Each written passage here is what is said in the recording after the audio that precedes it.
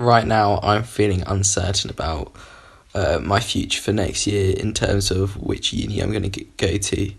If I'm going to go to uni, if I'm going to end up going straight into work, or if I'm doing an apprenticeship. That's what I am uncertain about. Right now, I'm feeling uncertain about the health and safety of elderly people at this time of crisis. Right now, I'm feeling uncertain about what subjects to do at sixth. Feeling uncertain about the future of youth in rural areas. Right now, I'm feeling uncertain about the impact on my education due to the coronavirus. Hiya, my name's Naomi, and on behalf of Open Doors Youth, I'm just here to check in with you guys and see how you're getting on. I don't know about you, but I know that for myself, the last few weeks have been a challenge. They've been really difficult to know how to adjust, how to adapt my life to being based in my house. There's been some days where I've loved it and some days where I've really struggled with the uncertainty of what is to come, of knowing how long this is going to last for, and if people that I know and love are going to get sick.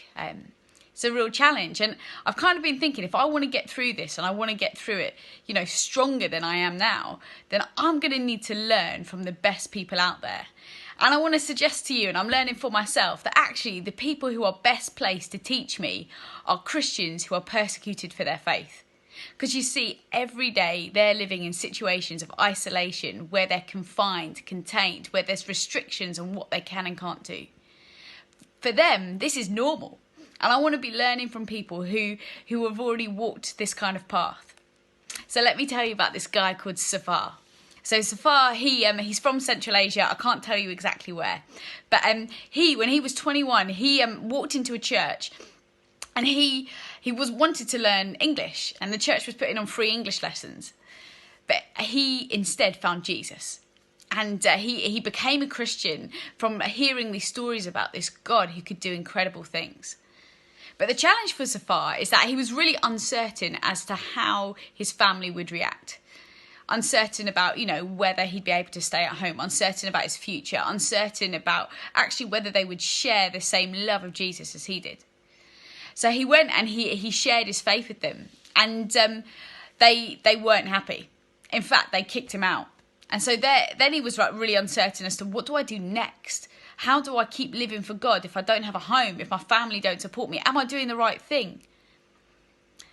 And as he was doing this, he got a call from his uncle, and his uncle was like, "Oh, we want to talk to you more about your faith." And so he's like, "Oh, okay, well, this is positive." So he went and started talking to his uncle and his cousin about Jesus. And they were asking him questions, asking him about the Bible. And he pulled out a Bible. And at that point, they picked up the Bible and actually threw it into the fire. Uncertain about, actually, how can he have faith when he doesn't have God's word? How can he do this when all of his family are against him? Because his uncle and his cousin then proceeded to beat him up. He didn't have anywhere to live, didn't have family to turn to, didn't really know what was going to happen next. A lot of uncertainty. And for you and for me, there's a lot of uncertainty as to what happens next. But Zafar, he was committed, and he was like, actually, you know what? I know that if there's one thing I can hold on to, is that trusting God is going to get me through this.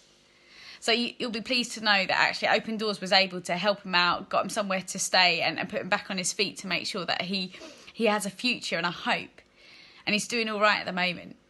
If you had anything to do with Open Doors Youth during the summer, you will have known that we talked about a girl called Leah, who was kidnapped from her school, and she wasn't released because she was a Christian. She made the decision of saying, actually, no, I'm not converting to Islam, I'm a Christian, not knowing what was going to happen next. She's now living in uncertainty. And I don't know about you, but I know that actually staying in uncertainty is an uncomfortable place for me, because it forces me to trust in God and not in myself. And so today, I just want to encourage you that if you're feeling uncertain, why don't you pray to God and ask that he would help you in this uncertain time to put your trust in him?